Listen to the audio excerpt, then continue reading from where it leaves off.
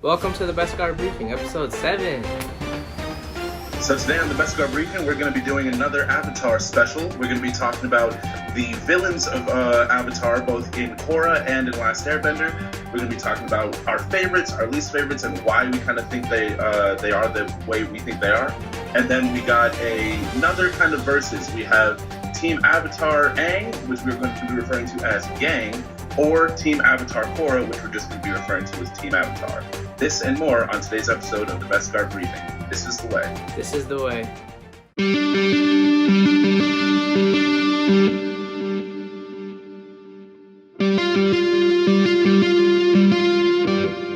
Okay, so now that we're in the thick of things, let's just get into the first topic. Jump right in. You know what I mean? Most impressive villain. Most impressive. All right, we're gonna talk about the most impressive villains, not only from Legend of Korra, but also we'll talk about a few from The Last Airbender and just see who's the most impressive villain. We'll also try and discern our least impressive villain, because I think there's a few who just fall flat. Such a disappointment. But yeah, we'll see what we each of us have to say. Why don't you go first about your most impressive villain? All right, so first off, for the most impressive villain, I'm going to talk about in Avatar Last Airbender first. Bottoms up. I'd say the most impressive villain, we kind of got to give it to Azula.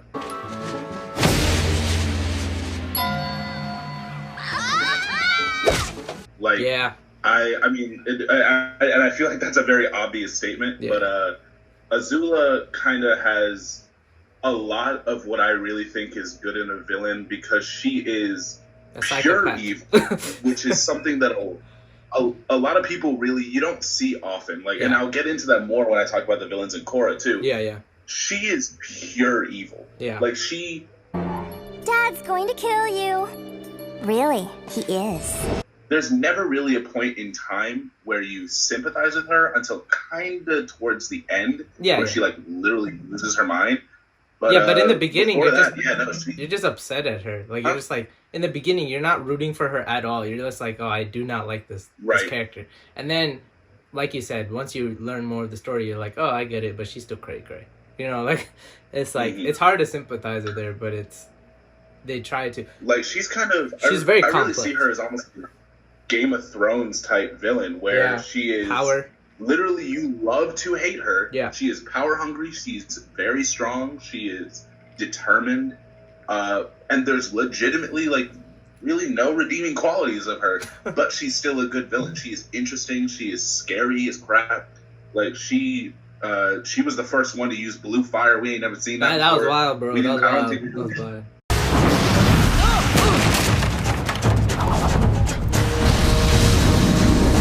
She said, Yeah, I she don't really said think we blue. saw lightning that much until we saw, like, Iroh redirect it Yeah. once. Isn't she but like a she firebending prodigy? was- Yeah. Yeah, she was a prodigy. She knew she was leagues and bounds better than Zuko when they were kids. Like, she's just all around badass. Yeah. So for Atla, I got to give it to her. All right. I want to hear what you have to say before I go into Korra. Okay, so just to recap. Okay, so there's the villains of Atla, The Last Airbender, are Azula, Ozai, Zhao. I am Zhao the Conqueror. I am the Moon Slayer. I will capture the Avatar. I guess. Zhao, we could talk about Zhao. Yeah. He leaves early, but he is there. And then I guess that's it, right? There's not that many villains I mean, there's like a few side ones, but you know, those are the main ones. And I guess that's about it, you know? Like, because Zuko and flips. I guess for posterity's sake, we'll say Zuko, while he was a He villain, flips, even you Iroh, know, to like- an extent, he did. Yeah, like They he flips. definitely both Iroh become flips. allies. Yeah, and then even people like Ty Lee and, you know, May, like they flip Mhm. too. So it's just I don't consider them villains. I'm just talking about the people who just stayed on the villainous side throughout. Right. They've Uh, always been enemies. Yeah, and so I'll I'll have give an to. honorable mention to Yeah. real quick. I'll give an honorable mention to homie with the I forget his name, but homie with the bullseye on his head. It's Sparky Boom Man. He was Oh, cool. Right. Combustion Man. Yeah. Who Sokka beats was with kinda his cool. with his trusty boomerang. Boomerang. Yeah. Yeah, that dude was cool too. I'll just say I'll agree with you. You know, Azula is just so complex, so Yes! We've defeated you for all time! You will never rise from the ashes of your shame and humiliation! scary. You know, like she's literally a psychopath. So I think that's what really resonates with a lot of people in terms of like what fear is, because there's no reasoning with her. There's no like doing it. She, like even at the beach, those beach episodes, but they were all like hanging out at the beach. Zuko, her, Ty Lee, and May, and they were just there. She doesn't even know how to flirt. Like she doesn't know anything other than power, right? And so she's not human. Yeah, and so she literally can't enjoy unless other people are suffering, and I think that's what really makes her. That's what makes her like scary, because she's super like sadistic, like just a creep in general. Kind of hot. What the hell did you just say? But I don't know. That's just me personally. There is nothing more primal than a fear boner. Yeah.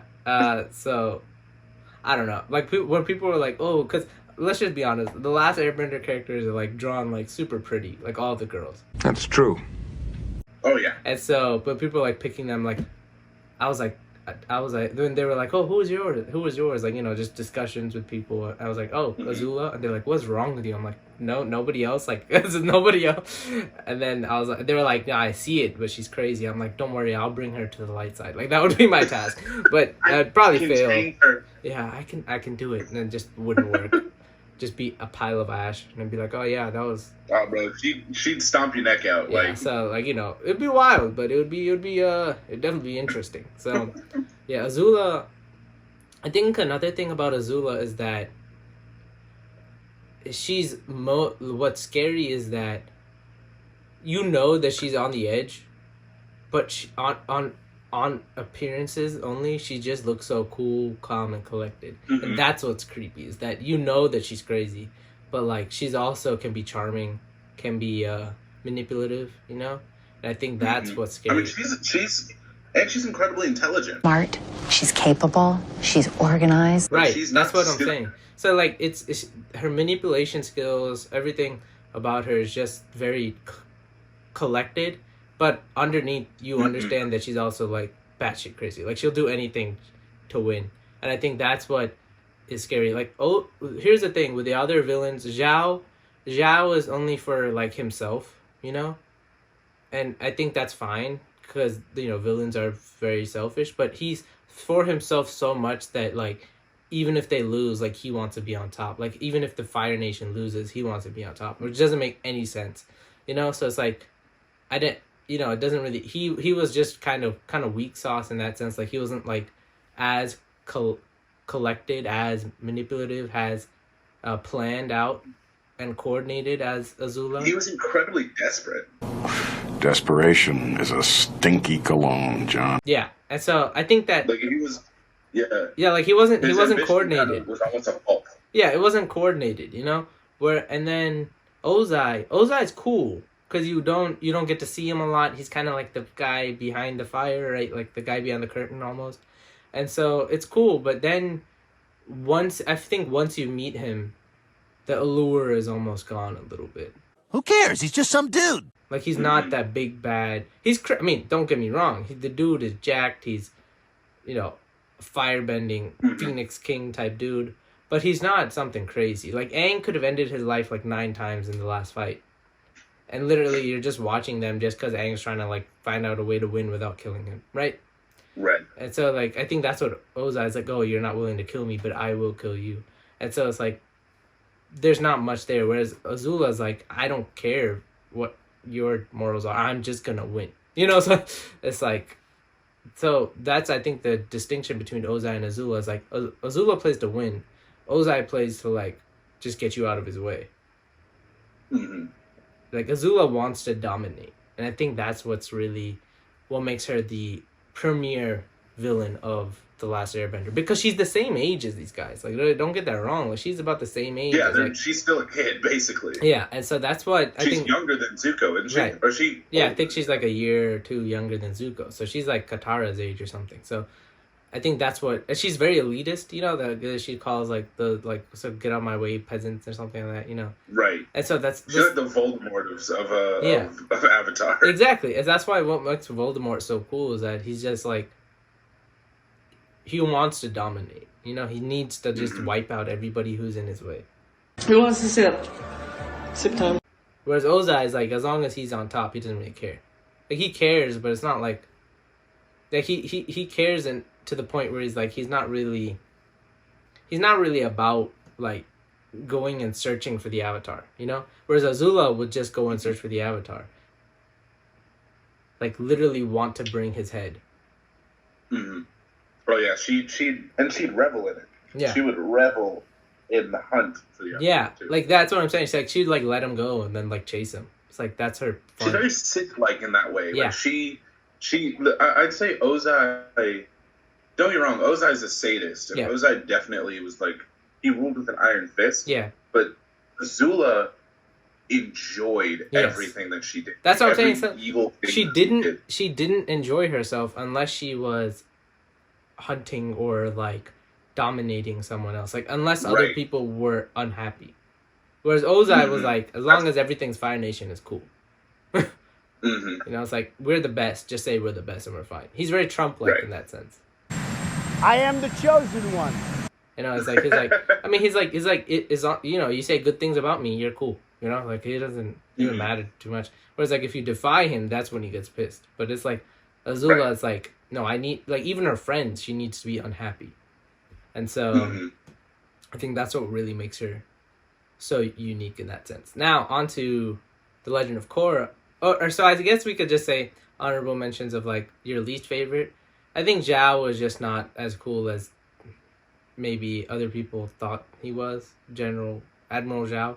He was just kind of weak. It's weak sauce to me as a villain. Like when I would watch back, I was like, he doesn't even appear that much, you know? Like in the first season, he's not really there that much. But yeah, he just is very desperate, like you said. I'm pretty sure he dies at the end of the Book of Water, doesn't he? Yeah, he gets dragged down by the spirit of the dark fish, the dark koi fish. And so yeah, so he's just not that great to me. Which is fine, you know. I kind of agree with you in terms of that. He definitely kind of falls flat, and I mean I guess the same reason that we were talking about earlier is like he's very ambitious, but it's so much to a fault. Right, he desperation. That like he does reckless things. Like kills a moon and spirit. Things that would honestly be classified as stupid. Ha! What a dumbass! Yeah, like kills the moon spirit. It's like, bro, what are you doing? Like, well, don't kills do that. The moon spirit. I don't think he ever should have antagonized Zuko. Yeah, like that was another thing. A big mistake. It's like that he could have very easily have gotten Zuko on his side, especially with Iroh too. Like Zuko and Iroh, he could have gotten on his side, and then literally like he could have just taken credit, and then these guys would have been upset. But it's like, what are they gonna do? It's like I don't know why he like you said, why he went out of his way to antagonize him. Maybe he was just jealous that they came from the royal family, and he wasn't. And granted, Zuko also like was kind of abrasive towards him at the beginning. Yeah. And probably would not have been amenable to a partnership, but I feel like Zuko would have at least listened to Iroh. Right. And if Iroh felt that that Zhao was actually there to help them, then I feel like they could have utilized him. Right. So yeah, I agree with you there. It's just I don't know. He was there as a plot device to kind of just really push.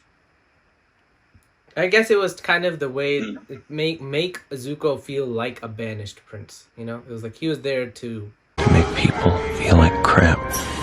Make him feel like an outcast. So I guess in that sense, he was. I'm not saying he wasn't useful, and I'm not saying he wasn't a good character. Then what are you saying?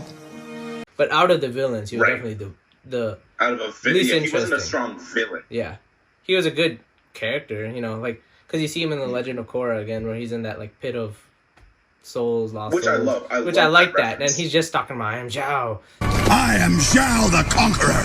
I will capture you. Victory will be mine. Moon Slayer, and it's like, all right, cool. Calm down. Zhao the Conqueror. Yeah. Zhao the ruler. Yeah. It's like, all right, cool, dude. Like that's like you said, like to a fault, he's ambitious. It's like, calm down.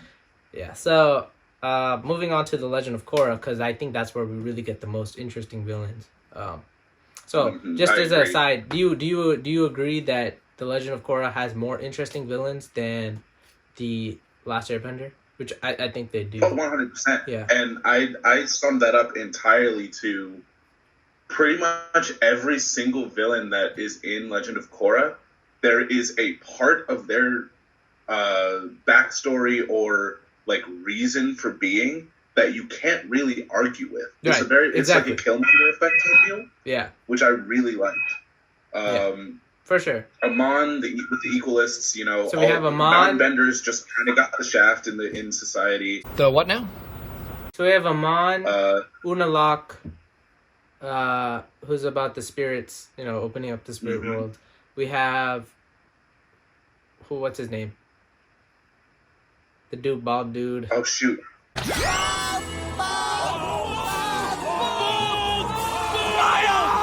Yeah, I'm gonna forget his name too. Oh my god, Zaheer and his Red Lotus group, and then we have Kuvira.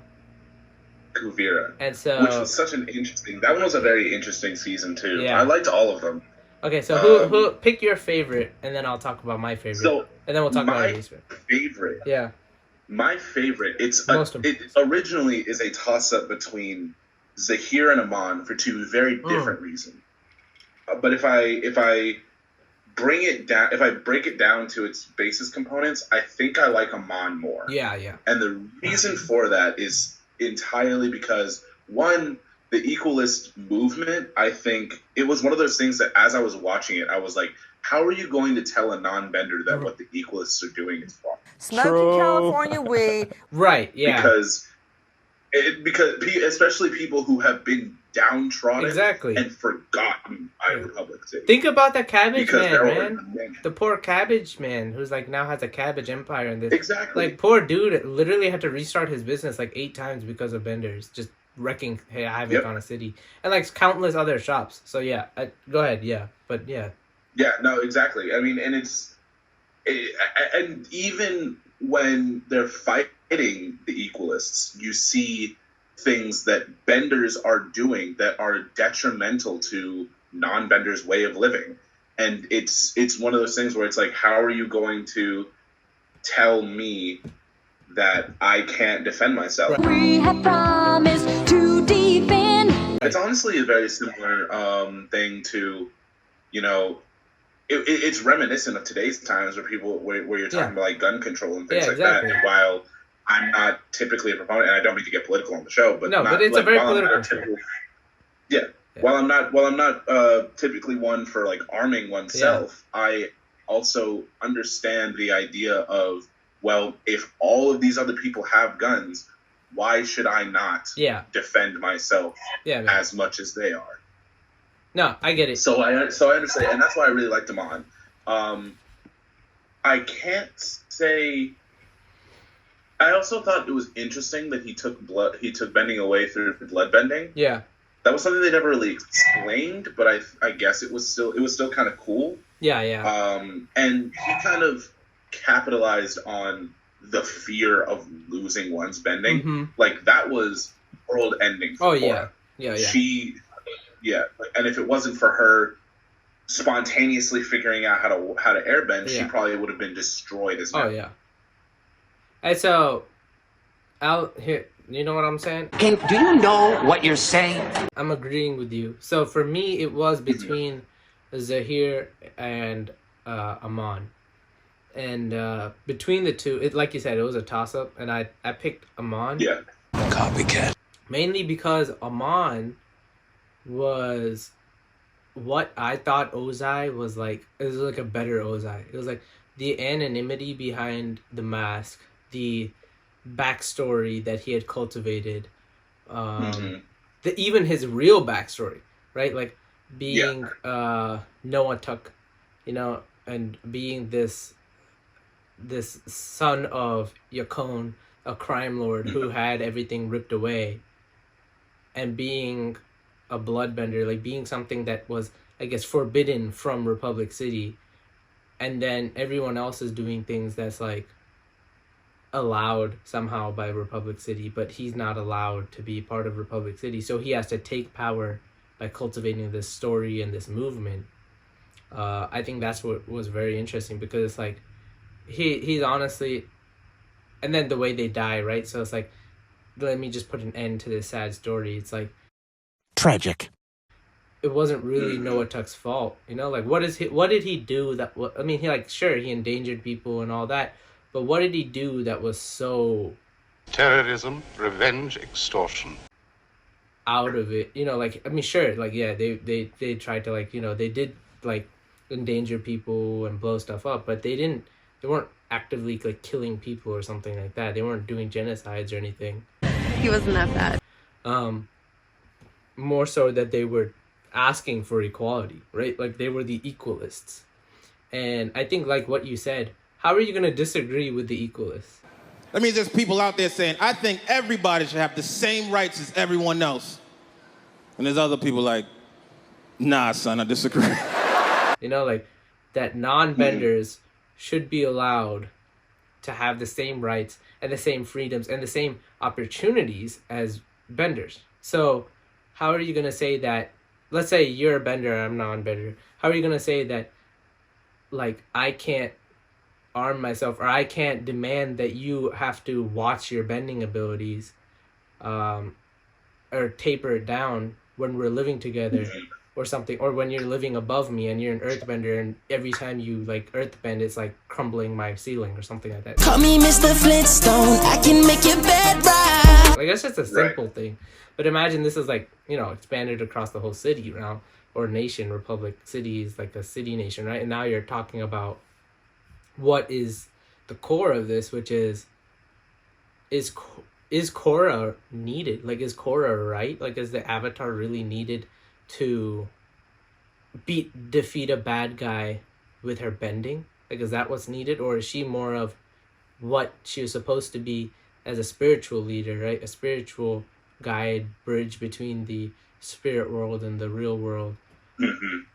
And I think that's what is really cool about Amon, where he's like, you're not needed. Your services are no longer required. You know, like, you're not needed in terms of the way you've been trying to do it. Like, trying to beat me up or try to reveal my identity. Like, that's not what the task, your task should be. Your task should be trying to, like, bring these people together. And like you said, like, it's very, the Legend of Korra is more so, I think, political than The Last Airbender. Politics. Huh? Politics. It's like very political. I mean, it is. And another thing, and kind of what you were just talking about, is the entirety of the show, for a lot of it, is, does the world really need the Avatar? Right. And while there are a couple of times where I think that they do a good job of, you know, having Korra actually be the major hero of this story. Yeah. I don't think that question is ever truly answered. No. That's one of my criticisms of the show, too. That's one of my criticisms with the show, too. I think that we're never quite really. What's so good about The Last Airbender is that it answers all the questions that you needed to be answered, but it also is like, okay, like, now everything is good for this one moment, you know?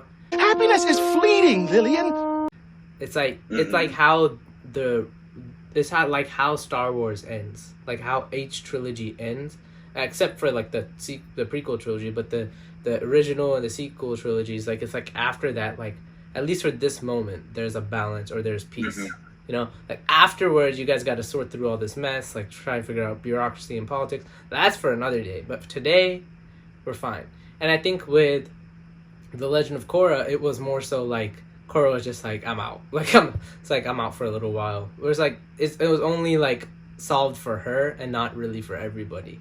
And so, like, I think what really made me upset with the Amon story was, like, he ended, but the equalist thing just, like, so suddenly, like, just disbanded. Like, it didn't make any sense to me that, like, they didn't start focusing on that again. At least in a little part, you know? That non-benders weren't really, like, given the importance that they should have from then on. You know, like, Asami, she was rich, so it doesn't count. Varrick was rich, so it doesn't count. Like, what about the everyday Joe non-bender? My cabbages! That was just left behind. Like, I don't even quite remember, like, after the Amon thing. Yeah. I don't remember anything. Well, to be fair, they did get a president, which I guess did. Okay, I guess that was the thing. Yeah, side like so the compromise was that now there's a president who's a non-bender. It wasn't a council of benders that were deciding what Republic So I guess City that would was do. something cool. Of course, President Raiko was like a complete dud. He's a certified imbecile. In terms of like I don't leadership. think I ever liked Raiko. No one. I don't There was think there was no redeeming factor for Raiko. He was just there. Mm-hmm. He was completely useless. Kind of like you. Which I guess is one Speaking of the of no redeeming factors, let's quickly talk about our most underwhelming villain of Korra. Who? For me, first, it's Unalaq. Now, 10,000 years of darkness begins. Okay, I see that. And the reason for that is, one, so it was, I liked the idea of, you know, we had the issue of man. Now let's talk about the issue of the spirit world. Yeah. And what they did with that. I thought it was really interesting. And even, you know, I think Unalaq is still a good villain. He's still better than Zhao, in my opinion. I am the Moon Slayer. And like he's smart. He was planning this. He was planning his shit for a very long time. He uses his own. He undermined his brother, got his brother banished, and worked up to eventually trying to manipulate the Avatar to release the spirits into the real world. Start a civil war. Like it was my a lot, issue with. Yeah, exactly. My issue with Unalaq was, one, I don't know where he got all of his spiritual understanding. 1 ounce of shrooms, 15 pills of ecstasy. Yeah, I think they had Like, mentioned it a little earlier. It was like a brief snippet, but it was something about like, yeah, he was training for a long time. So I guess that was it. But yeah, it wasn't. It was more so that the waterbenders have a spiritual aspect to them that I think they just had forgotten for a while. And so he's the one who really focused on that since his, like, you know, whenever he started reading about all this stuff. But yeah, so I think that's what they tried to explain, was that he's just they have one, but it's just forgotten, or people just don't care about it anymore, and that's what he's trying to focus on. Which, yeah, to your point, wasn't really well explained compared to the other villains. But yeah, I think that's a. But yeah, and then my other thing about Unalaq was, I thought the Dark Avatar aspect was gonna be a lot cooler than it was. It was kind of lame, bro. I would have. Yeah, it was just a giant. Really enjoyed it. Yeah, like he kind of just became a giant Titan monster, which I felt like wasn't as cool as him probably being like an actual Dark Avatar, still being a person, but you know he has a Dark Avatar state, and he can master. He has a different connection to all 4 elements. Yeah, that would be like his, like he has like fire is like only lightning bending, or like, and then water bending is only ice bending, like the harshest way of all, and something like that. Cool. Yeah, I do agree with you there. Yeah, his Dark Avatar state was kind of like why I was a little. And I'm not saying this to say he's a bad villain again, and I think he is still of all. I think all the villains, or most of the villains in Korra, are better. Than, but they're better fleshed out. Yeah, they're better. They all have better stories, and you don't really disagree with any of them per se, like you said. Exactly. But I think Unalaq was the weakest because, like, as soon as I heard, oh, he's going to be a Dark Avatar, immediately my mind started going, okay, how is that going to work? That's going to be super cool. I would have loved to see, like, an episode or two where he was in the real world and Korra was trapped in the spirit world, and he's actually wreaking havoc, more than just, like, the 20 minutes we got of her meditating in the spirit tree and reigniting her connection to Rafa. But, like, having him like actually be this Dark Avatar that is trying to manipulate the world for more than just being a spirit monster, I thought it would have been super cool if we got something like that. Right. So for me, obviously we talked about our top 2, right? Like for me, it's between Unalaq and Kuvira, and I'll go with Kuvira for the fact that I didn't understand why the whole nations, like the whole world was like, oh yeah, Earth Empire is fine to happen. Like an Earth Empire is okay to happen. Yeah, everything is fine here. And they just like watched it to happen. After you came out of a Fire Nation becoming an empire, an imperial Fire Nation, just ravaging the entire world. Like, why would you allow the Earth nations to like now do this? Is what I don't get, you know. And so, and another thing was like how Kuvira was speaking, like, I need you. Like, she had that manipulation tactic that I guess Azula had and Unalaq had too. Like, they were more manipulative. Like, they spoke nicely, you know, and all that. But I just didn't understand how people stuck with her for so long. Does that make sense? Like, I didn't understand.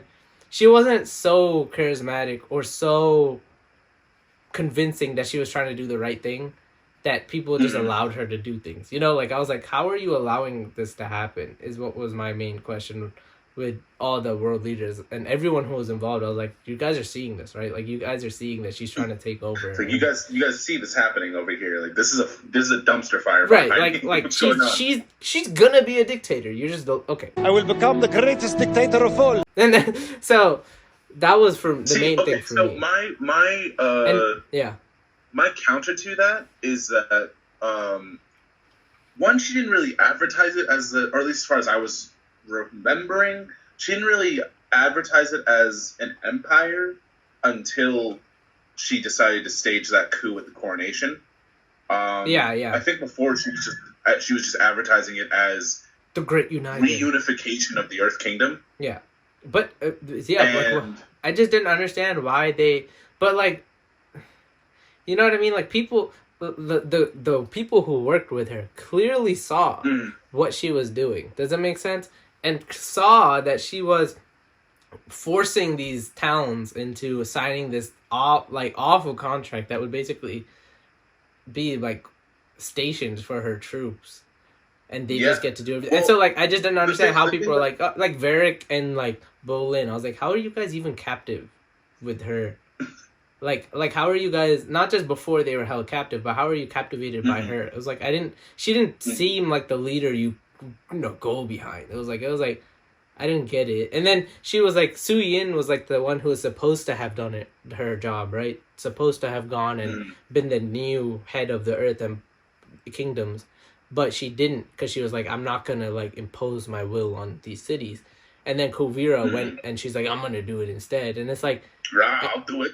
I would be a very strong dictator. Yeah, it's like, and then people were like, yeah, what I didn't get is like, how are people okay with this happening? Like, you know where this is gonna go. Like, even if it was nobody, like, even if it was Aang doing this, like, people would be like, yeah, you can't go ahead and just tell people, join us. You know, so it's like... Well, again, I'll argue that I think she was a little crafty in how she did it. For example, with Bolin and... Made no sense for Bolin. Varrick. Yeah. Varrick, maybe. Bolin, she was able to kind of trick Bolin, because Bolin's not that smart. Honey, he's a mouth breather. And he really only ever saw what was happening when they would go to places and they'd be giving them all this, like, supplies the food and supplies. They'd be like, yeah, cool. He never saw the aftermath of it being basically a militaristic state. And then Varrick was just excited to be working on spirit technology, basically. And then it wasn't until he realized he created a nuke. He had like an Albert Einstein moment of, oh, this is really good, but this is really powerful. We should not fuck with this. Yeah. He's like, we are not doing this again. Yeah. That is a great impression. So he's like, wow, all right. Trash that. You know, it's just like, cool little moment there. We're moving on. Just act like it didn't happen. Yeah. Julie, do the thing. You know, it's just, yeah. Julie, do the thing! So, Varrick is a cool character, but we'll talk about that in a second. But, yeah, I just did not, I don't know, I didn't like, and so what was mainly opposite was that Kuvira and Korra were so similar. You know, and people are like, or they tried to push that idea, you know, that, oh, we're the same. And it's like, no, we're not the same. And it's like, I don't know if you guys were actually that similar than what you guys keep saying to everybody. Like, Kuvira was trying to, like, take over, and Korra was literally just trying to, like, she wasn't, like, she's like, I'm the Avatar, wah, wah, wah, wah, wah, wah, wah, wah, wah. That was strange. But she didn't really care for, like, uniting places or politics. Like, she just wanted to, like, travel the world and be a nomad. Like, she literally was like, I'm about that nomad. People to be nice to each other, man. Yeah, like, but she was like, she was didn't, but she didn't even really care that like disputes were happening or something. Like, she was just like, I'm just like want to travel the world and like be with my friends. Like, she was very much like shirking her duties in that sense when she was like just ran to Republic City, and she's like, no, they're equalist thing. It's like, yeah, but it's like, it's not really that big of a deal for you until like you intervened and it just made things worse, you know? And so, yeah, whereas she had to, like, clean up the mess. Right. And then Kuvira was more like, I'm just doing this to unite, you know? And unite under the guise of uniting was her plan to like conquer, right? And like Chin the Conqueror. Like, I felt like she was very much like Chin the Conqueror, and I was like, we don't need another one of those. Another one. Does it make sense? Right. And so, Unalaq, like you said, Unalaq's Dark Avatar state was very underwhelming because it was just like this giant Titan monster that didn't make any sense.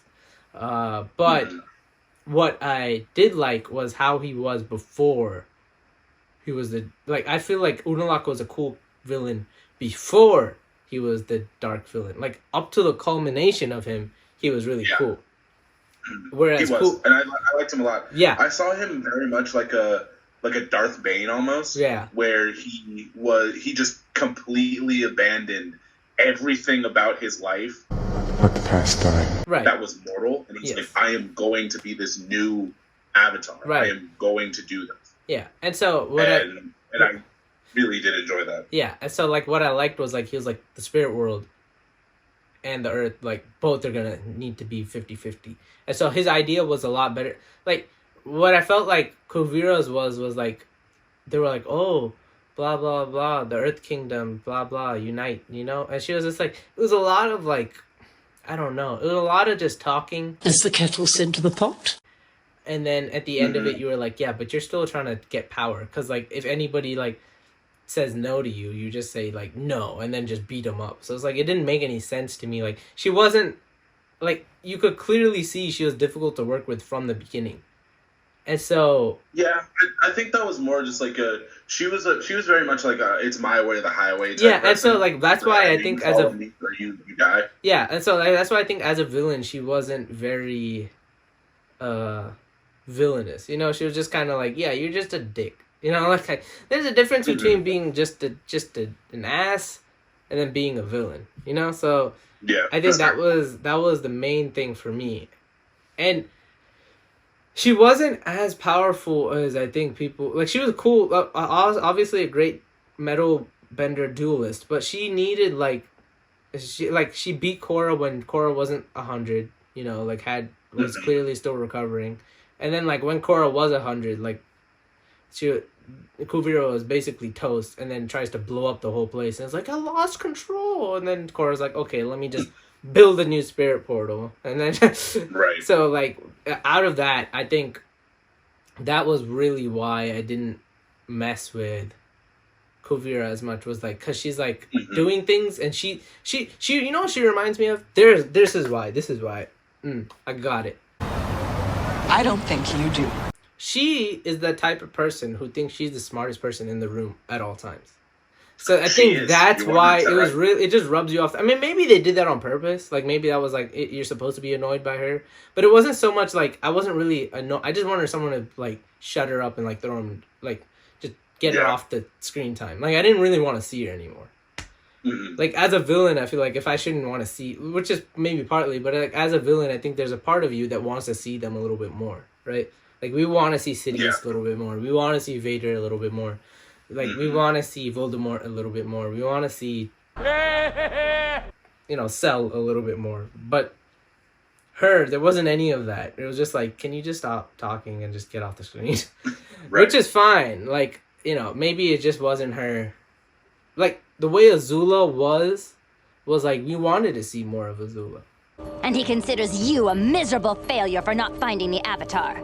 You wanted to see more of... You honestly wanted to see more of Ozai, too. But you just did not want to see more of Kuvira. You know, I don't know if you felt that way, but what do you think about that? You know, I don't think I did, but I do understand why you would feel that way.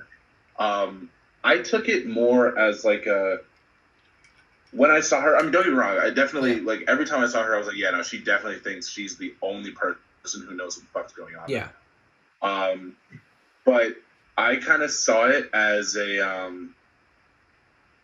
as almost like an adventure into the idea of, like, the cult of personality. Yeah. Will you stop using those big words? It makes you sound ridiculous.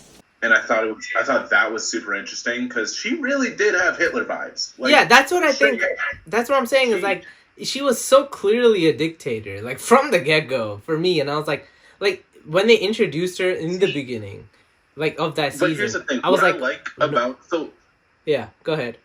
What I like about her and why I think they pulled off the dictator vibes very well is that, yeah, she has dictator vibes, but think about it in a historical context where we didn't really, like, no one ever thought that someone could become a dictator in that system. Yeah. Because, like, in Nazi Germany, no one ever thought that Hitler was going to become a dictator, not even his followers. Yeah. It wasn't until he did it, because he set things up in motion to be able to do it, did he do it. Do it. And I think she did a very similar thing. She got people to zealously follow her because everyone who followed her believed wholeheartedly in her message. I think another thing, and then she hid people. She hid some people from the truth. Right. She hid some people from the lies, and it ended up where when she finally got to the position that she was, right, she pulled the plot. She pulled the cord and was like, "Hey guys, I'm here. I'm in charge. You can't do anything about it." I think I agree with you there, but it's also like Su Yin clearly knew what her character and personality was because she raised her in a sense. Mm-hmm. And I don't know how she got Batar Jr. to, like, fall in love with her or whatnot. But it was just a lot of weirdness. You know what I mean? Like, it didn't make a whole lot of sense. All I know is logic. Like, it was just too quick. There was a lot of, like there was a lot of off-camera stuff that had to happen and be just not explained. Yes. For her character arc to make sense. Does that make sense? Yeah. Like, I don't know, as a character, she was just really, like, I think when people talk about Legend of Korra, they're like, oh, Kuvira. It's like, I get it, like, a female strong lead, but, like, she wasn't done well enough for me. She felt like a less desperate Zhao, if that made sense. Like, she was just driven by ambition. I was like, I don't really, like, ambition's cool, like, all villains are ambitious, but it's like, that can't be your only task, you know? Like, she was like, I'm going after Republic City now, and I'm going out. Like, what was she gonna do if she got Republic City? Like, move down to Florida. Nobody even knows. She didn't have a plan. Like, it was just done. Like, she didn't really have a plan. Was it world domination? Is that what she was like, there was no. Like, she was like, oh, great uniter. I'm gonna unite people. It's like, but who? Who are you gonna unite? She's like, the Earth people. So it's like, Earth people are everywhere now. Like, it's like there's free travel everywhere. You know. And so I didn't understand like what she's talking about in that sense. Yeah, I see, like, the Fire Nation didn't even need to get involved to, like, get rid of her. You know, when Zuko's daughter with the Fire Lord, she was like, I'm not getting in another senseless war. Because, yeah, I really felt like it was kind of senseless. Like, if she wants to take over the Earth Kingdom, fine. But, like, if she wants to take over Republic City, she can't. Like, that's clearly where the line is drawn, right? Like, that's where people were like, oh, no, like, she's coming after Republic City. It's like, now we gotta fight her.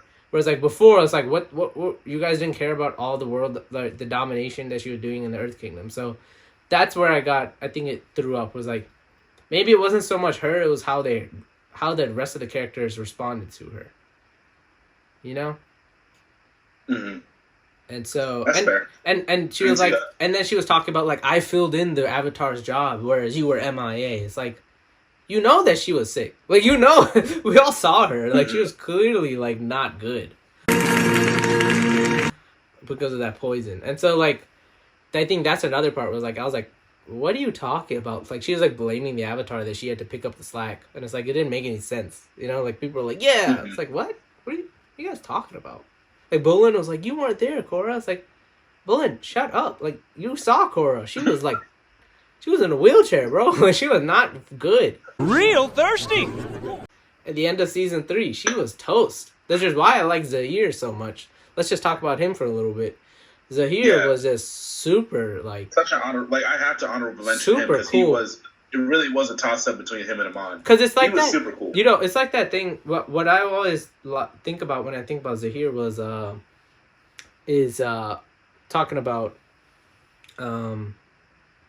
spit it out.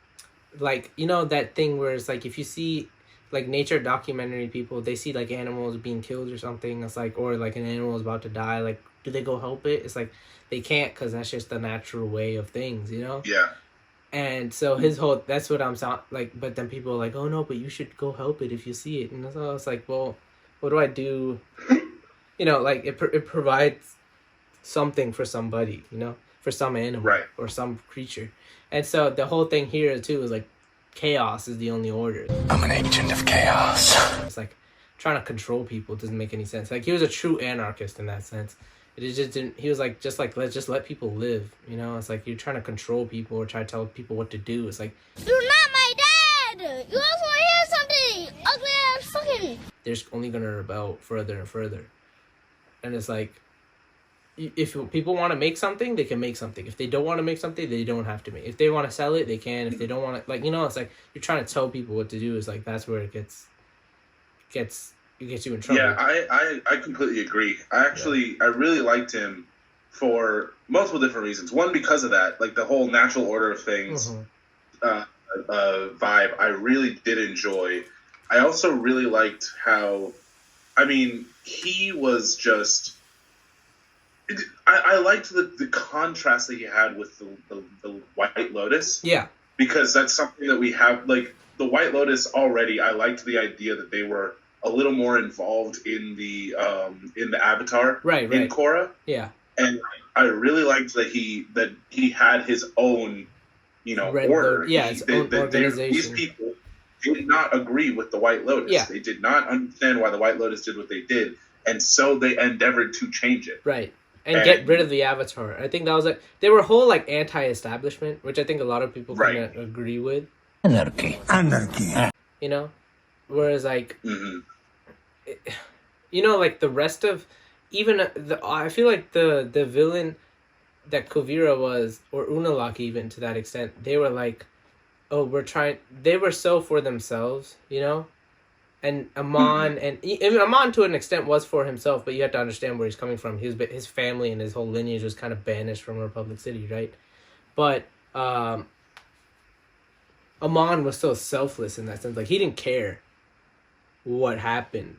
You know, like when he killed the Earth Queen, who was, again, an awful person. But when he kills her, it's like, people are like, oh my god. And then but you see how, like, the slums are in, like, Ba Sing Se, and he's like, get rid of the freaking walls, the inner circle, outer circle, let it be one big ass circle. Circle inside of a circle. You know, he's like, what are you guys doing with these borders inside the Ba Sing Se? Like, you guys are basically disrupting what Ba Sing Se is supposed to be about, which is like a thriving population that's protected at all times. Whereas like now you're just like, okay, we're gonna take like this like small section and you guys live well. The middle sections where you guys can shop, and then everyone else just go to the out. You know, if you want to survive, like, you go out there. And so I really liked that he went to Ba Sing Se and was just like, you know what? Screw like classism. Like, just let people be, you know? And so I liked his philosophy was like selflessness, not selfishness. You know? And I think that's where it's difficult to argue with them. You know, it's like, wow, you can't really argue against what Zaheer did, you know? Maybe the method's what he did, you know, but you can't argue with what he, you know, was standing for. Another thing, just quick, the thing to talk about, I liked that in season 4, he's the one who helps Korra back on her feet. I brought you some Chinese soup. Because he's like, I agree that he's basically had time that he's lost everything. He's lost everyone around him, right? And he's also seeing that, like, the way I did things was wrong. But, you know, maybe it made you more humble. You know, because Korra was so not humble seasons 1 through 3. And then season 4, she's much humble. Like, she's the most humble she's ever been. I think that he's the one who kind of, he made her an avatar. Like, he brought her down to an avatar. He made her an avatar. He made her more human. So I like this quote where they were like, Aang was a human who needed to learn how to become an avatar. And Korra was an avatar who needed to learn to become human.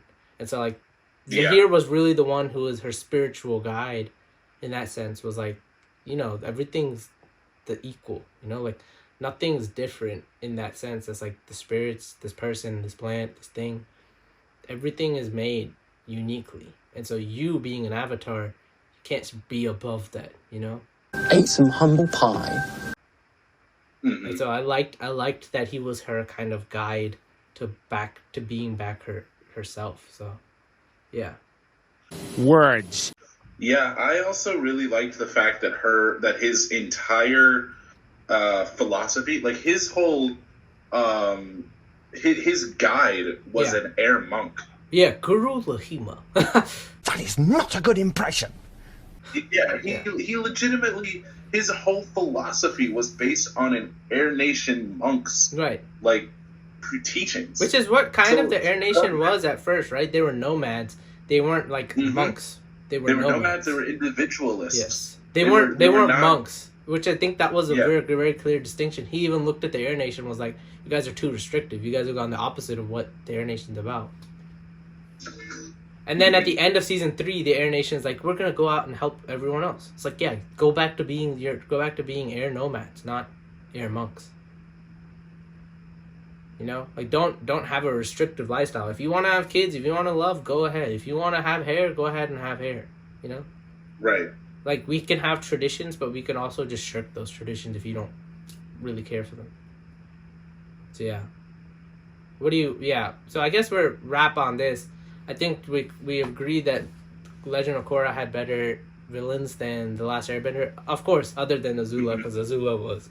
Any friend of the Avatar is an enemy of mine. One of a kind. Because Azula was... Chef's kiss. Azula is just too... Almost a perfect villain. And... but yeah, there was so much unique perspective politically brought into The Legend of Korra that it makes it a much more interesting conversation. So yeah, on to the next topic. About damn time. Which is the Gaang, which is Team Avatar OG. All right, Team Avatar is back. Air, water, earth, fire, fan and sword. Versus Team Avatar, which is what we're calling Korra's team. The new Team Avatar. So Gaang versus Team Avatar. We'll go through it one by one. So let's pick with the avatar of each person. There's Aang and there's Korra. Who are you picking, Bradley? So I am personally picking Korra. What? Where'd he go? Hold on. Time out. Hold on. You're wrong, but go ahead. Incorrect. You're gonna be mad about that one, but there's gonna be a lot of people mad about that. I pick Korra. The entire reason I pick Korra, and honestly, we'll pick Korra 5 days from Sunday. So, hear me out. First of all, Korra is a prodigy in all aspects except for airbending, and it still only took her a short period of time to learn how to airbend once she started trying. All right. So, prodigy. That's your first point. One. Okay. That's step 1. Okay. Step 2, she has a connection to Rava that Aang doesn't have. Aang, I don't think, ever knew about the origins of the Avatar before he died. Meanwhile, Korra had to eat and save the thing that makes the Avatar the Avatar.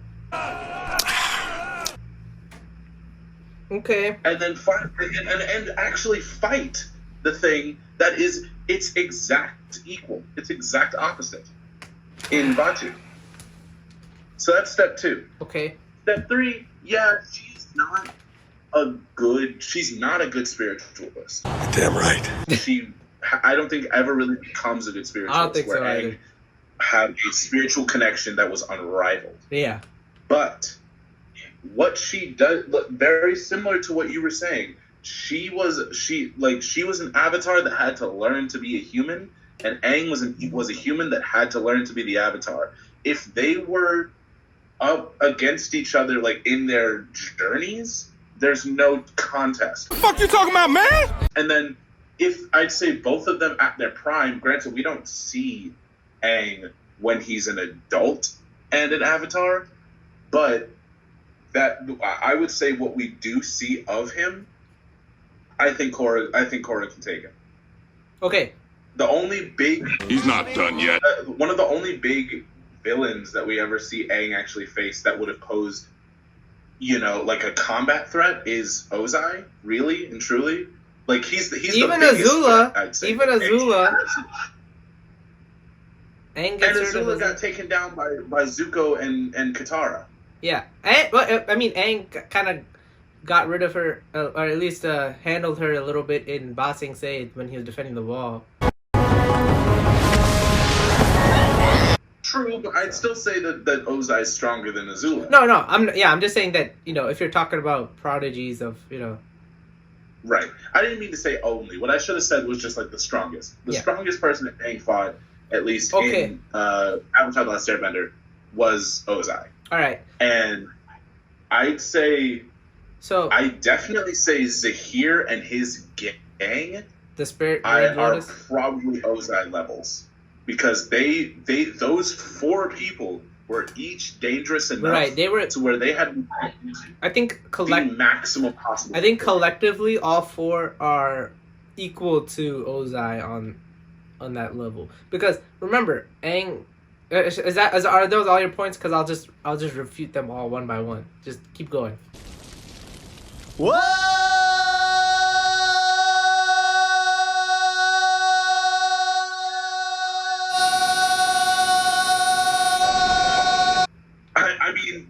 I mean, well, first of all, I have to disagree with you. They're all as powerful as Ozai. I think Zaheer could beat Ozai personally. Nah. But then also, what I'll say to that is, I still think Unalaq was also Unalaq has more power than Ozai. Unalaq we just agreed. This is my problem. We just agreed that Unalaq's dark avatar was super underwhelming. By the way, I didn't say underwhelming. I didn't say not powerful. No, I said underwhelming. All right. I'll just. Are those all your points? Because I gotta go. I gotta go in. Yeah, those are all my points. All right. So, firstly, you said what did you say? She was a prodigy. I'm sorry. Didn't my man's Aang? I'm Aang. Master all the elements in a year. Was an airbending master by age 12. So he mastered all of it by 12. 12. 1, 2. 1, 2. This man was 12 years old and mastered all the elements, okay? He was an airbending master, okay? I don't think it, no matter how much that, Korra was good at airbending, as an avatar, she wasn't that good at airbending. We can just be honest. She was, okay. Even after she unlocks airbending, she was okay. She doesn't use it much in the rest of the things. She doesn't use it at all. She just goes to, firebending and waterbending sometimes, but she'll go to her go-to of firebending. Okay? So as Prodigy says, I'll give you that Korra was prodigy of 3 elements until a certain point and then stops. So she's a prodigy. She has more quick development and then stops. She's stunted and then she has a slow decline.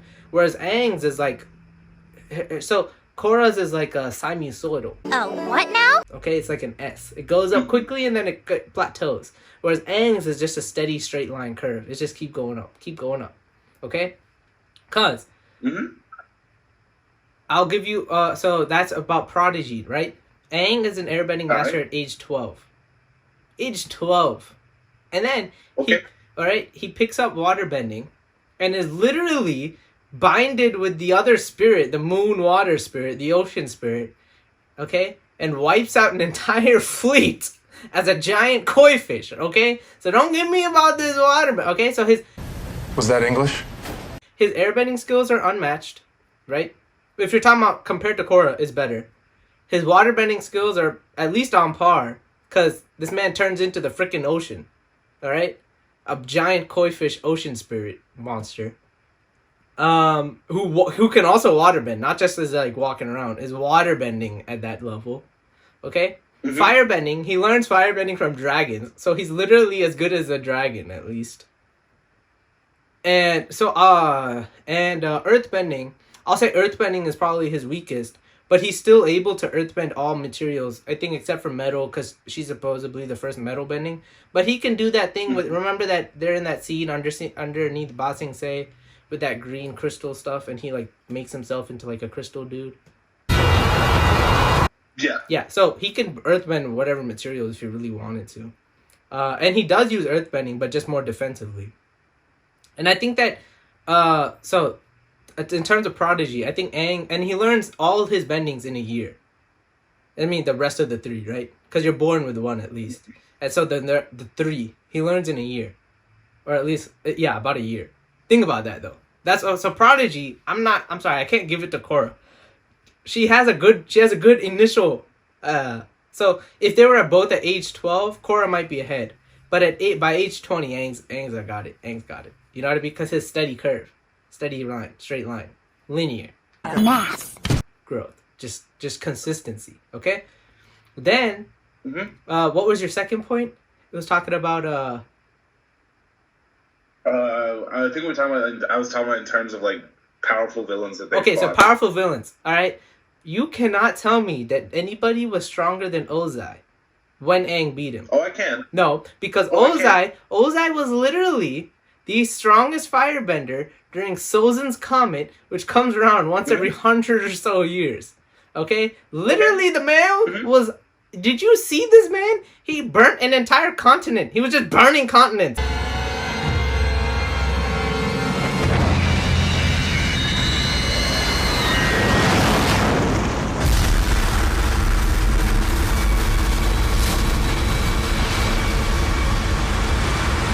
And then he was like, oh, there's an avatar, okay? So, he beats Ozai at his prime, at his peak. Okay? So, that's one. He beats an arsenal, a whole fleet. Okay? I don't recall Korra beating a whole fleet. When Korra beats Unalaq... Nah, she just beat something that beat a whole fleet. When Korra beats Unalaq, or Una Dark... What do they call him? Unavatu. Unavatu. When she beats Unavatu, she doesn't win until Jinora comes in and helps her out. Remember, Jinora comes in as a weird spiritual guide thing, like floats in and then gives her some extra boost of power. Something like that. You remember that? She like floats in the middle and has to save the day. By the way, because I rewatched the So stop. Let's just stop calling it what it is and start calling it the Legend of Jinora. That's what that show is really about. It's Jinora just OPing, just coming in and saving the day at the last second. All right, so let's just get that straight, okay? Well, you're not wrong. So in terms of villains, that's why I said all of them put together, the Red Lotus at least put together would be like equal to Ozai on that day, but she doesn't beat all of them. Remember, she beats like... I don't even think she beats any of them. She beats Zaheer. Like, that's kind of... She doesn't beat Zaheer. Remember, all the Earthbenders together beat Zaheer. They throw a tornado. Because she's getting her air sucked out of her. Her soul getting sucked out. By Zaheer. Who's able to fly limitlessly. Remember? That's super cool. So cool. She can't even beat Zaheer, right? So let's look at that shit. She kind of beats him, but not really, because she has that poison in her. So like, we'll get that. I don't think Aang has one loss on his record, right?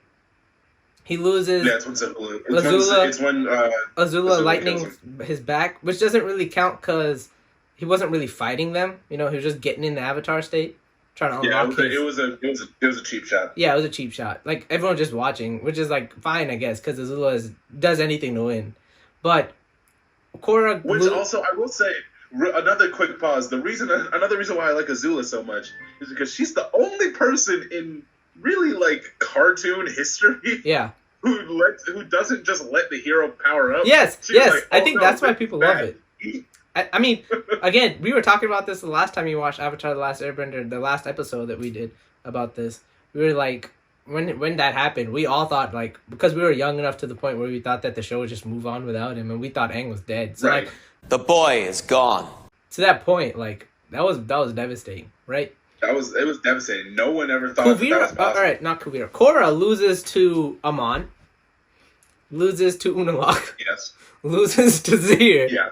And loses to a bunch of random fighter benders in the middle of like some weird bending arena, like in Tijuana or something, the Tijuana equivalent of of the Avatar world, like some unsanctioned boxing or something, and then loses to Kuvira like twice. Too many losses. Until she finally can go. So, like, if we're talking about records, Korra doesn't have the record against her villains that Aang does. Okay, all right. 3. Aang could literally beat you without killing you. Okay, he literally found a way at age 12 to outsmart his opponent, to out technique his opponent at his prime, while the other one's trying to kill you, right? So one of the main things is like you can't fight someone so desperate, right? Like the main things in the Art of War, Sun Tzu, I don't know if you read it, was that you should best not fight somebody who's willing to do everything. Because in that, like, unless you're willing to do the same or more than that person or that enemy. So, like, if you're willing to burn down a city, like, if you are not willing to do that, then you can't win against someone who's just willing to burn cities down, right? Like, what are you gonna do? Right. So that's what I think was so great about The Last Airbender, Aang in particular, was that he literally was not willing to kill. He's like, I'm not killing. Like, I'm a vegetarian. I'm not killing. I don't do this, you know? I'm the Avatar. It goes against everything I've been taught as being the Avatar. Whereas Korra was like, I don't mind killing, or like, I don't mind beating people up. And it's like, but you're getting your ass beat too. In conclusion. So it's like, you're not holding back, but you're still being beaten. So, to that point. What was your last point? Okay, spiritual. I'm a Mandalorian. Weapons are part of my religion. Aang's avatar state was literally 10 times better than Korra's best avatar state. Right? Aang's avatar state was scary. Okay? It was terrifying. It seems like an arbitrary metric, but I'll allow it. We'll allow it because we're talking about it, right? We're nitpicking here. But Aang brought world peace. I have successfully privatized world peace. Like, at the end of his thing, there was world peace, you know? Imagine bringing world peace, right? That's what Aang did at 12. At age 12. I mean, that is some... If you're not talking about spiritual... Okay, Aang is more charismatic as a leader. He is super wise. His avatar state is OP. Like, think about it. Once Aang actually went into the avatar state, you're not beating Aang. Right? Are you awake? Do you think that anyone could actually beat Aang in the Avatar state? Like, fully powered up. Like, people were just watching. Like, people just watched, right? Like, people just watched him do his thing. Aang had only mastered 2 elements when he went into the moon spirit thing, right? With the ocean koi fish. And people just watched. Like, people didn't even know what to do. Yeah. So, like, I think that's his thing. And that was him just at 2 elements. Imagine if he had actually tried that with all 4 elements. Like, it's over. It's a wrap. It's over. I'm sorry. Nah, don't apologize. And so, that's why I pick Aang over Korra. Because, in all metrics, Aang is just I think the problem with what Aang did was he was the perfect avatar. In terms of... He went through the most hardship, he was the most optimistic, he was a natural-born leader, and he was a natural avatar. So the real problem with Aang wasn't that he wasn't the greatest avatar, it was more so that he didn't really have any resources at his disposal as much as the rest of the avatars did. You know what I mean? Like, he didn't have an Air Nation to back him up. You never heard of the word genocide? Are you stupid motherfuckers are? He barely had water tribes. He barely had the Earth Kingdoms who were focusing on their own thing, and he couldn't ask the Fire Nation, right? So he didn't have any resources at his disposal, whereas Korra had every resource at her disposal, and Jinora saves her ass like 8 times. And so I can't give it to her over Aang. I kind of forgot about the Jinora thing. I'm not. Jinora flies in like 3 times I think season 1. She doesn't do anything, so that's the one time that it's all Korra, or it's not even really Korra. It's Noah Tuck's brother. What's his name? Something Tuck? I forgot. I know it was Noah Tuck and something Tuck. Yeah. Anyway, his brother, who was on the council, really is the one who like drives Amon away through like sympathy. So Season 2, Jinora saves her ass by coming in and flying in and giving her extra spiritual power to defeat Unavatu.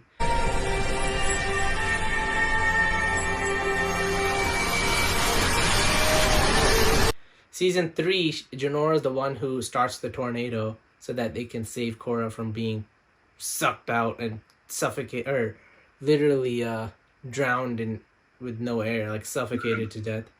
And then Season 4, Jinora is the one who teaches her how to connect back to the spiritual aspect. So again, Jinora, it's not really I think I've argued with my friends about this. It's not the Legend of Korra. It's the Legend of Jinora. Let's be real. It's the Legend of Jinora. By Season 2, it's the Legend of Jinora. Yeah, by Season 2, it's the Legend of Jinora. And so that's why I don't give it to Korra. I think a lot of people would agree with me. Few may agree with you. I'm not saying Korra's not a bad avatar. I mean, she's cool. She's the avatar. But she's not... Your initial point, I'll say... So look, the Jinora point and the fact that, like, you know, that she did need a lot of help in a lot of her big fights, I will give you. Mm-hmm. However, the initial point that you made where, you know, Aang was a airbending master by age 12 and then mastered all the rest of the elements in a year, I don't think that's as strong as you're giving it merit, just because the fact that by the time she was a toddler, Korra already mastered the elements. Incorrect. But okay, really did. Okay, but three elements, and what did that get her? She couldn't even really, right? If you really think about it, she couldn't even really beat Amon, and she had already mastered 3 elements. Think about that. Like, or even the chi blockers. But also the chi blockers, bro. These are just people. They're basically Nightwings, right, running around. But bro, Amon had to be fair, Amon had an ability that no one had ever seen before because he had bloodbending. Okay. That he could do on command. So didn't Yakone do that? And didn't Aang just turn on his avatar state and just?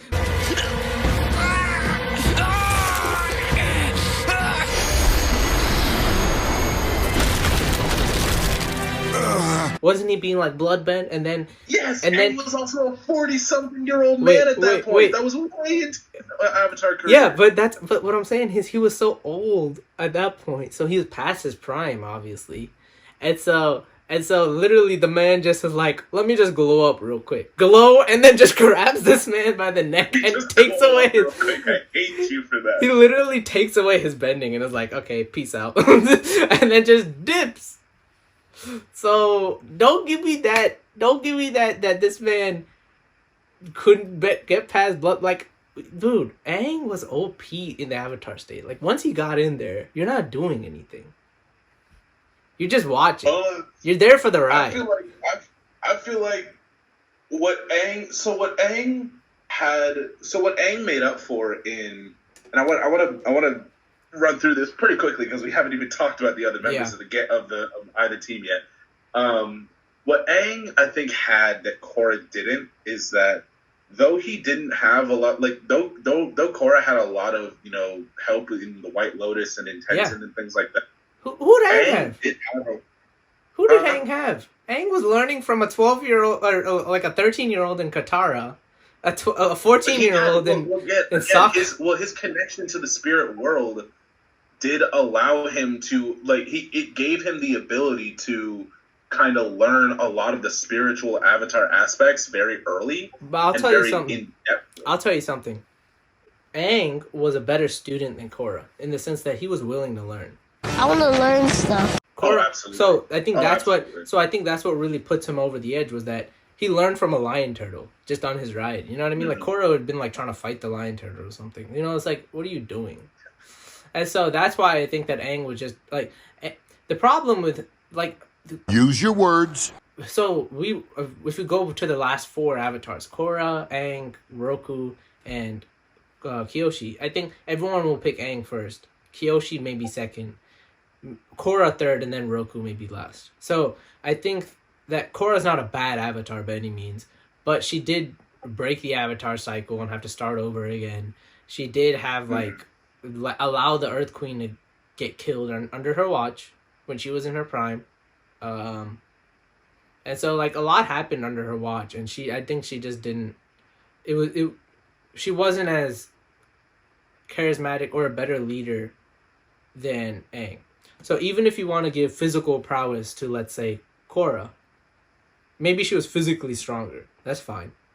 But all the other attributes of what goes into being an Avatar went to Aang. Is what I'm saying. I think, yeah. All right, but I mean, you took yours. I'm not saying that it was a bad choice, but I think most people would agree that Aang was probably the best Avatar. And that's why it's difficult to go against Aang, is just because he was so good. Perhaps a little too good. And so anybody following that up is just like, that's why I think Korra also felt that weight, you know? She felt that weight where she was like, I can't beat this, you know? It's like, so I just have to be at least the best version of me I can be, which is fine. You know, the best version of her was pretty damn good too, so not a bad thing. That's fair. Now let's go into the number 2 in terms of who was there. So Katara for Aang, I guess. Me! And then I guess it would be Mako. I'm talking about the number 2 Bender. So the other Bender of the group. Yeah, I guess it would be Mako in this case. And so we'll have to go with Katara. That's kind of, because it's not really. I have a problem with Mako. I have a problem with Mako because he was kind of just he had a rise and then he just like kind of plateaued. Like I don't think he really developed after season 2. Mako, I have a lot of issues with Mako because for one thing he was an idiot. Mirror, mirror on the wall. The whole relationship thing that he had between Asami and Korra, which is weird. Was just stupid. Yeah, just so stupid. And then he just ends up alone, which is weird. I don't know how that happened. He's just a good his bond with Bolin. I love his bond with Bolin. Yeah. I think he's a good inspector, and but he doesn't really change much. You know what I mean? Mm-hmm. Mako doesn't really grow. Yeah, he kind of stays the same. Like I mean, after not saying that he had anything to particularly work on. I don't think he had anything. Right. But he was just from season 2. What happened is from season 1 to season 2, he was like growing and like changing, you know, like into becoming his own character, and then he was kind of the same character. So that's why. And then Katara is basically the best healer since like the moon. Yeah, no, Katara's a legend, and she became a legend in Avatar, and her legend consisted on into the show. Right, and so wasn't she supposed to die? I thought she was supposed to die in the show, and then I went back and watched it again, and she doesn't die. Yeah, I don't know. She's just around for a long ass time. She got those same genes as her grand. This is my grandmother. Call me Gran. Like, you know, Grand was like 92 too. Yeah, this shows whatever genes that just got passed down to her, who basically looks the same, except she has those little two squiggly strands of hair just comes down, loops, her hair loops. So yeah. Hair loopies. So Katara, I mean, you know, blood. We can go into Katara all day because she's blood bending, all this, that. Yeah. So yeah. Anyway, now we'll go to the other bender of the group, Toph versus Bolin. I think there's no question. Again, Toph wins. I am the greatest earthbender in the world. Right. Literally pioneered metal bending. Old Toph that kind of stomps on Bolin. So, but I think that she likes. Toph, I think she likes. I think what was funny was that old Toph likes Bolin in the sense that like she enjoys his presence, which was kind of funny because she's so pessimistic and he's so optimistic. So I think, but it just worked. I like that. What's funny that you said that real quick is just that when you said the other bender, my mind didn't immediately go to Bolin. Just not because that because he is the other bender. Yeah. But in my mind, I was thinking of parallels. Yeah. And I saw more of a parallel between Bolin and Sokka. That's right, I'm Sokka. It's pronounced with an aka. Young ladies, I rocked ya. I think that's what they were trying to do. Like, in terms of personality, yeah. Yeah. Yeah, but Bolin definitely has a more Sokka personality. Except worse. And except worse. Yeah. He's in no way intelligent. So now we're going between Sokka and Asami, the non-bender. This is tough for me because I think Sokka is the better military strategist, for sure. And you know, Sokka is a better leader than Asami. I don't think Asami is really a leader in that sense. Yeah, she was good. She was a good stable force, but she wasn't. But Asami was a better inventor, better emotional leader. You know, like she kind of had the emotions intact when everyone else was kind of going off rails. Yeah. She's kind of calm throughout. She doesn't really lose herself. You better lose yourself in the music the moment you own it. You better never let it go. But yeah, I'll probably have to give the edge to Sokka just because he has more attributes that I think that he can grow. Because I actually... Yep. Yeah, go ahead. Well, yeah, so I actually have to give it to Asami. I'm not mad at that. For very similar reasons you were listening. But okay, like you said, Sokka is a better leader. Okay, so who's the better leader? Sokka. Who's the better inventor? Yeah. Asami. Who's the better? Who's the better military strategist? Sokka. So Sokka, but who's the better emotional guy? Definitely Asami. Asami. So it's really a toss up. I think it's a tie there. We can consider that a tie. Mm-hmm. There are no ties in life. I don't think that one's better than the other. It's just more what does the group need. Well, I will say that I feel like Asami held up with the Benders better than Sokka did. Yeah. And what I mean by that is, if they were ever on a mission together, yeah, Asami was not afraid to get her hands. Neither was Sokka. Once Sokka learned sword fighting and all that, then I think he held up on his own. So I think you got to give that to him. Yeah. Because the thing was that. But like Asami was even able to stand up to some of the equalists. Yeah, no, for sure. No, I think Asami was a much better combat specialist than giving credit. Which is why I got to give the edge to Asami first. I mean, that's fine. That's fine to me. I mean, we can. Yeah, we'll just go to Asami so we can stay consistent. Right.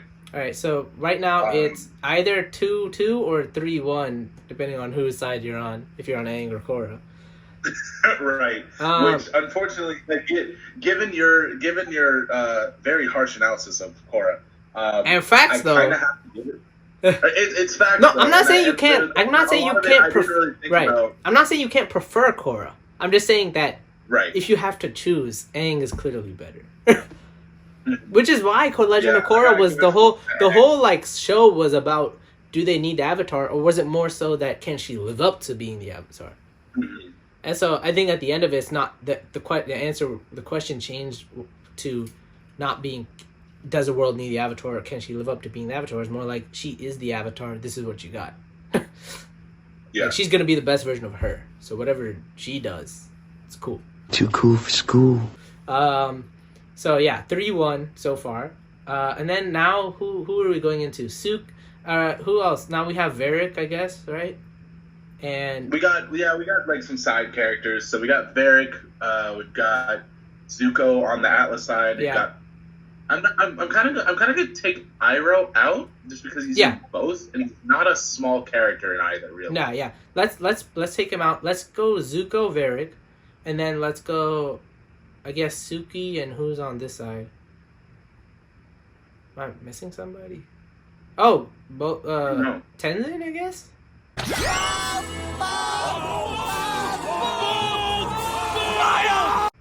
Okay, so Tenzin. So Tenzin, Iroh. Well, we also have Beifong. Yeah, Beifong's a pretty important Beifong, and I don't know who her parallel would be, but yeah, I don't know either. You know nothing. Okay, so let's say we have Zuko. Honestly, I'd argue that Beifong is probably more like Zuko. Okay, so let's say she doesn't like. Right, let's say Zuko, Beifong. I think we're all going with Zuko. Yeah. That was quick. Yeah, not just in terms of character, but what they bring. Even though Beifong is cool. And then Tenzin, Iroh. It's hard to go against Iroh. It's really hard to go against Iroh. And then Tenzin. Varrick and Suki. Let's go Varrick and Suki. Varrick and Suki. Because that's a good one. Non-benders. They're both very different. They are very different. Varrick, on one hand, can perform war crimes from time to time, but Suki can be imprisoned. But in the same breath, so did Varrick. That's true, and I mean, technically, Suki was a terrorist because if you want to think about it like that, like. But Suki was also a better combat than Varrick. Varrick was a better innovator. Mm-hmm. Suki wasn't that, or was clearly a better leader than Varrick. Very much so. Varrick struggled to keep his own subordinate who was obsessed with him. Honestly, Varrick plus Zhu Li would equal Suki. Right. So yeah, because Varrick wouldn't really be much without Zhu Li. Julie Moon, will you do the thing for the rest of our lives? Yes. Yeah. I'll give it to Suki. But Varrick I think I have to give it to Suki. So, based off of this short and brief Gaang versus Team Avatar, I think Gaang, unfortunately, Team Avatar just is wiped out by Gaang. Which is fine. I think it's hard I mean, you can't really mess with the OGs, right. like, in all honesty. Yeah, I think most people, that's why people don't like The Legend of Korra as much, or they complain about it so much, because it doesn't live up to. But I think you don't think of it as so much as a sequel as you do so I think people think of it as a sequel. And I say don't think of it as a sequel, think of it as a spin-off. And as a spin-off it does a lot better. Yeah. Because I can see, honestly, it's not a direct either way. It's not a direct sequel. It's more of a spin-off. That's why it's weird. It's like instead of, so a spin-off is like sideways and a sequel is like linear, straight up. This is like diagonal. Diagon Alley. You know, like it brings in elements from both, but it has its own story. It's not really focused on Aang's legacy that much or not, but it does incorporate people from Aang and Katara and Zuko's life, you know? And so, yeah. I mean, I'm not opposed to calling it a sequel. Let's talk about the creatures. So Appa, Momo. Oh yeah. Clearly wiped the floor with whatever the fire ferret's name was, and Naga. Oh, Pabu. Pabu's kind of cool. I'll give Pabu like is kind of Momo-esque, you know, but Naga. I think Naga was completely useless. Arguably a little more useful than Momo. Yeah, I mean, remember that episode where Momo's trying to give them like the medicine, and or no water, trying to give her water, and he gives her like 1,000 Momo things. comes out with like 50 different things that are not. Fill it with water.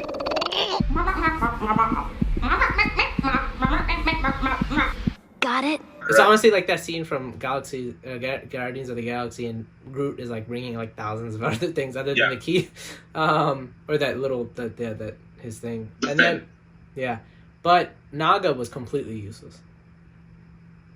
Completely useless. Completely useless. I'll say it one more time. Completely useless. Like, I don't think she was completely useless. Pretty was bad. She nearly as useful as Appa? Hell no. No, like think about it. After season 2, when there's new airbenders, they just use a bunch of new. They just use Tenzin's air bison, and they use that snotty air bison. An airship. Yeah. So they just use a bunch of air bisons. They don't even use Naga anymore. Which I thought was hilarious, because they just basically cut her out of the show and was there. She was just chilling in Republic City for like 9 months until she came back briefly. She came back briefly in season 4 when Korra returned to Republic City, and that's about it. That's it.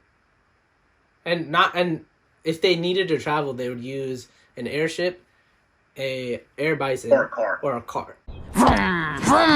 And then Naga was just out of it, which I felt bad for her because she was kind of useless. Yeah. After season 1, Naga she was completely useless.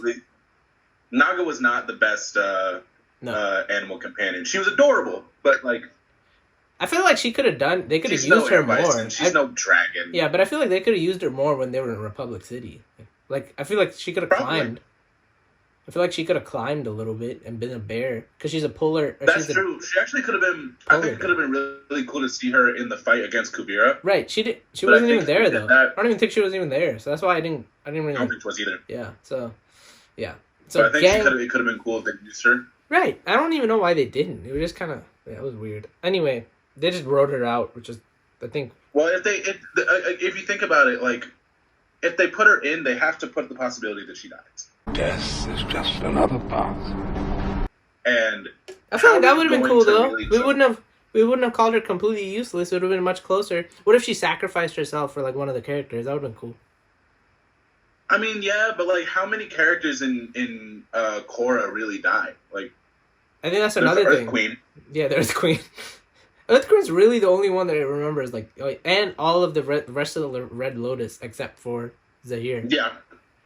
Yeah. And Unalaq. Like, the villains die, which is weird. And none of the people die. Which is odd.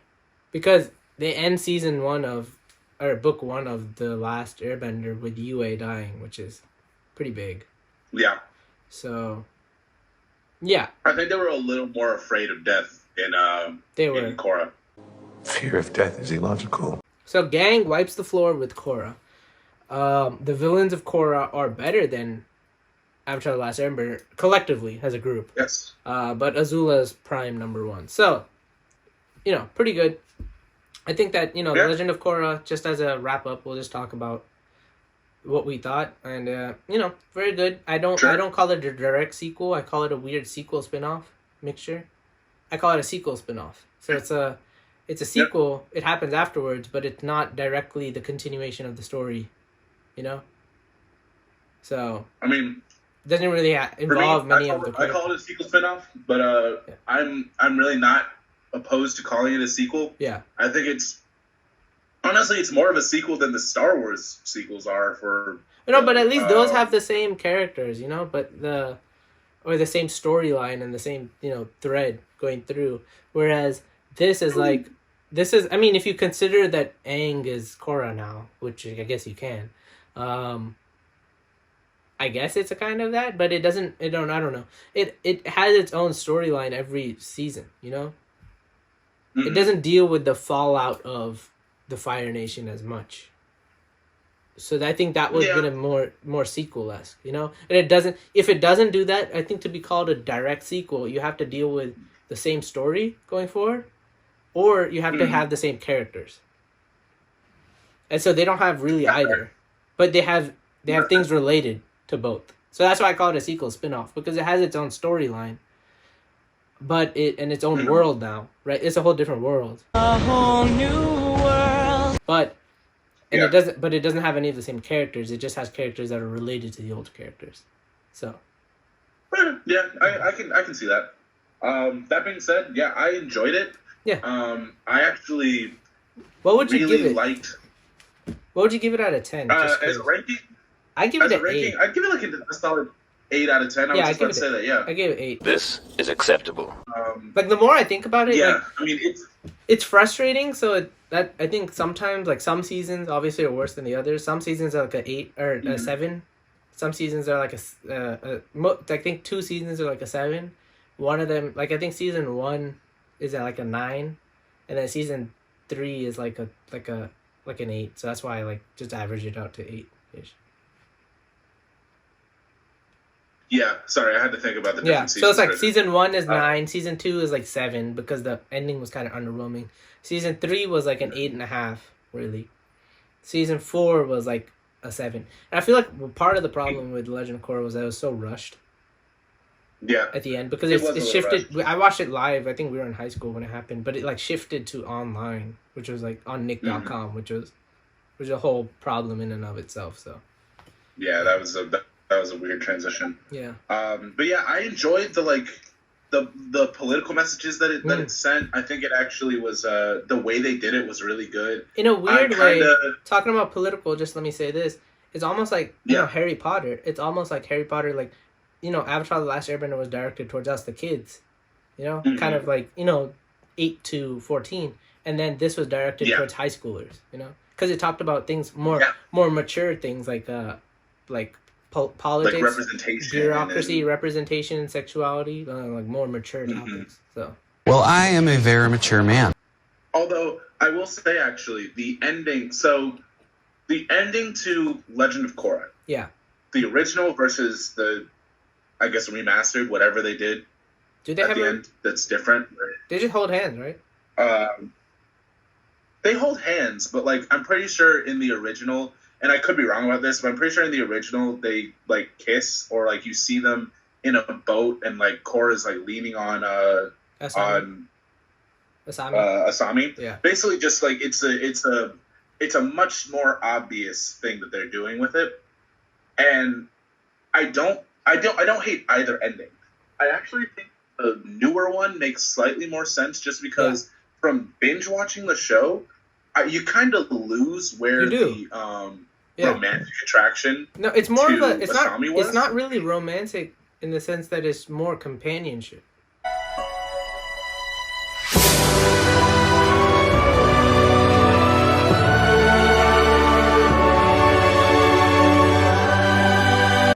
I think that's what they. I think that's what the hand holding and looking at each other did.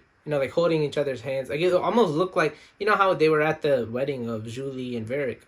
and they were doing their vows. Yeah. This was almost like they're doing their vows into the spiritual world, you know, like companionship.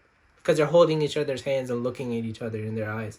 So I liked that ending. I thought it was perfect. It was beautiful. It was understated a tad bit. Maybe they could have hugged. Yeah. But I think that it was the time. You know, they said that, you know, it hadn't been done on a national TV scale like that before. So they talked about like Legend of Korra held hands so that other shows could kiss or something like that. So it's like this is the first step into being comfortable. So, you know, yeah. I think, you know, they did it, but it worked with how, you know, after the rewatch, it worked with how the relationship progressed, because it wasn't so fast or infatuated or lustful. It's not always about sex. No, it really wasn't any of those. That was my big thing. Yeah. Was that like because Mako, because remember, it seemed to make a lot more because sense. when Korra just kisses Mako, like that was just pure lust, you know, like just wanting it, you know. But like when she is with Asami, she really like opens up and breaks down about her like misgivings about being an Avatar, being broken, you know, like she's like, I'm not good at fighting anymore, like I'm quite trash compared to where I was, you know. And so I think that's part of the thing about why they held hands, and why it works even to this day. Now, of course, I'm saying like if they could have taken a step further, you know, maybe holding each other in each other's arms a little bit more lovingly, but it wasn't lustful. Maybe even a gentle kiss, but like nothing like where she just runs up to him or each other and kisses each other. I don't think that was there. Right. It would have been out of the blue, really. It would have been like, where did this come from? It's like if, I don't know. It's like if Harry ended up with like Hermione at the end of Harry Potter. It's like, where did this come from? Like, there's clearly Hermione and Ron. Like, what are you guys doing? Yeah. So. Right. I think that's a good place to end it, though. Oh, thank goodness. This is a cool episode, because, you know, we get to talk about a show that, you know, has been done a while ago, but very, very relevant, and a franchise that's honestly one of the best. And we got to compare, you know, where they did things well and where they didn't. Because I think at the end of the day, a great show just needs great characters. And so, you know, props to Brian Canesco and Dante. Really do like carry shows sometimes. Yeah. And these are two examples of that. I mean, obviously the stories are great and the world building is awesome and cool, but, you know, it starts and ends with the characters. Right. So, till next time, guys. I hope you enjoyed. But it's time for that time again. That's all. I'm Vishnu Prasad Rao. I've been Bradley Ford. And this is the way. This is the way. This is the way.